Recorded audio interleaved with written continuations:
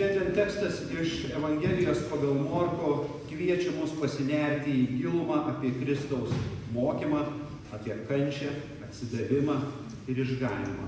Apie tai mes mąstome visą gavėnios laikotarpį. Ir jis ėmė juos mokyti, jog reikia, kad žmogaus sūnus daug kentėtų, būtų seniūnų, aukštųjų kunigų bei rašto aiškintojų atmestas, nužudytas ir po 3 dienų prisikeltų. Šie žodžiai parodo mums, kad Jėzus aiškiai žinojo savo misijos tikslus ir jos pasiekmes.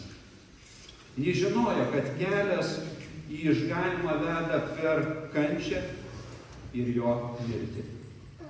Ar mes apie tai galvojame, kas mums gerai, kas blogai? Ar apie tai galvojame, kai mūsų sveikata gera, kai darbe viskas klojasi gerai, kai esame mylimi, kai vaikai džiugina, kai mūsų artimiesiems viskas puikiai sekasi? Ar mes apie tai susimąstome? Taip ir Petras net nemąstė, ką kalba, juk viskas klojosi gerai. Ligoniai išgydomi, ką tik pamaitinti daugiau nei 5000 žmonių su keliais kepalėliais duonos, mokytojas visada šalia, pasiruošęs duoti patį geriausią patarimą. Ir viskas būtų dar geriau nei ta mokytoja įsikalta į galvą mintis apie mirtį ant kryžiaus. Petro draudimas Jėzui kalbėti apie kančią ir mirtį buvo žmogiškumo išraiška. Ir mūsų laikais tema apie kančią, mirtį yra lyg koks tabu. Kaip tam sako, nekalbėk, bet prikarpsėsi. Todėl ir Petro reakcija atspindi bendrą mokinių nesupratimą ir pasipriešinimą Jėzaus kančios ir mirties idėjai.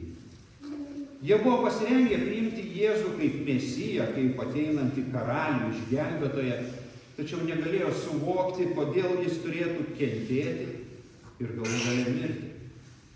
Tai buvo žmogiškas ir emocinis atsakas, kuris atskleidė mokinių nesupratimą dėl to, kas laukia jų mokytojų. Tačiau, kaip vėliau paaiškėjo, ši kančia ir mirtis buvo būtinos išganymui ir atpirkimo planui įvykdyti. Pasaulyje yra viena jėga, kuri visomis išgalėmis nori sutrukdyti mūsų išganymą.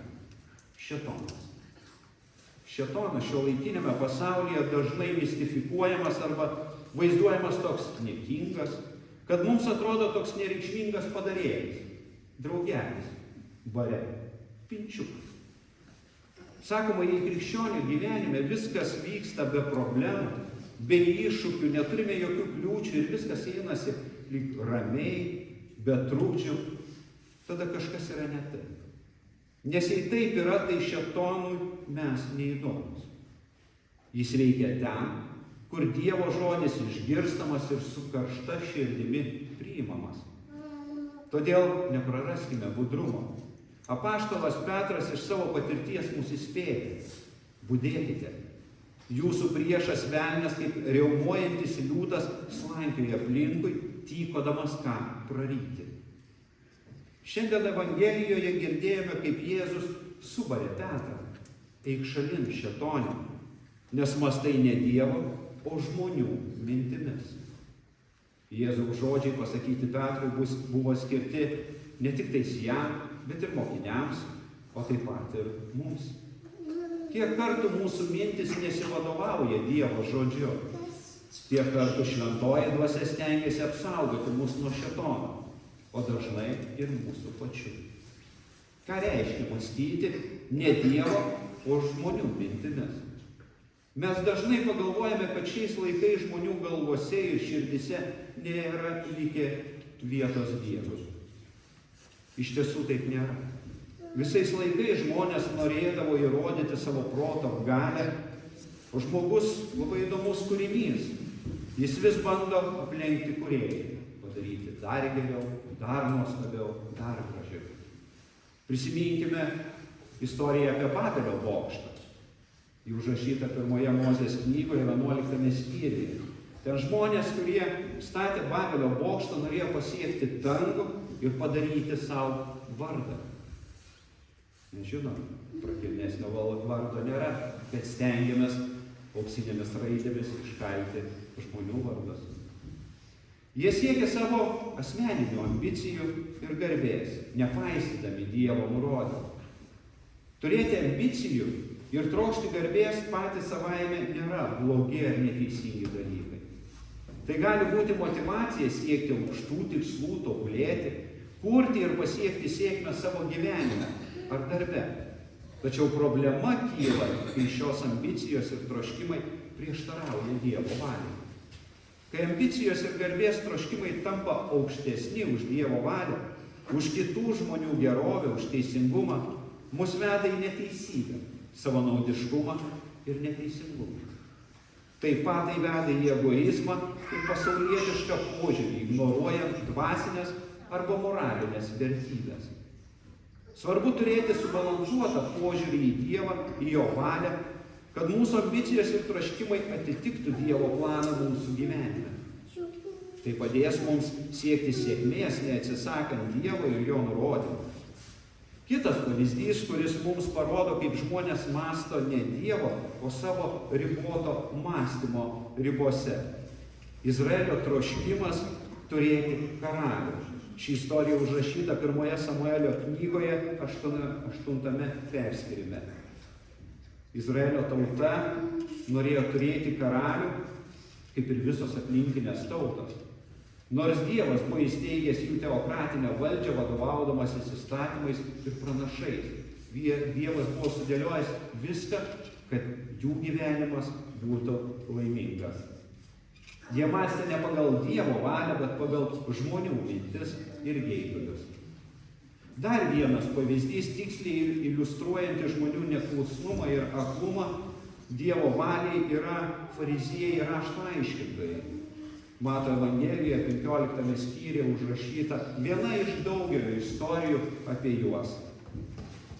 Jie kritikavo Jėzaus mokymą.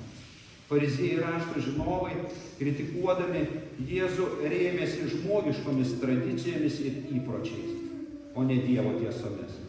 Jie dažnai ignoravo Dievo įsakymus ir pakeisdavo juos žmonių išgalvotomis taisyklėmis.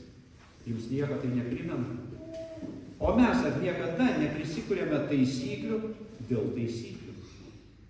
Patys jų nesilaikome, bet kokie mes esame greiti pamokyti kitus. Ne tik pamokyti, bet ir nuteisti, jei taisyklių nesilaikome. Šie Biblijos pavyzdžiai parodo, kaip žmonės gali nukrypti nuo Dievo valios ir mąstyti ne pagal Jo nurodymus, bet pagal savo egoistinius ir pasaulietinius siekius. Tačiau šie pavyzdžiai taip pat mus moko apie pavojus, kurie gali kilti, kai atsisakoma gyventi pagal Dievo įstatymus ir tikslus. Išgirskime Jėzaus kvietimą. Jei kas nori eiti paskui mane, tai išsižada pats savęs, teima savo kryžių ir teseka manimi. Šis kvietimas yra iššūkis mums visiems. Tai kvietimas atsisakyti savo egoizmo, savęs patenkinimo ir savęs išaukštinimo. Kad sektume Jėzų, mums svarbu suprasti, ką Jis nori pasakyti žodžiais. Kas nori išgelbėti savo gyvybę, tas ją praras. O kas pražudys savo gyvybę dėl manęs ir dėl Evangelijos, tas ją išgelbės.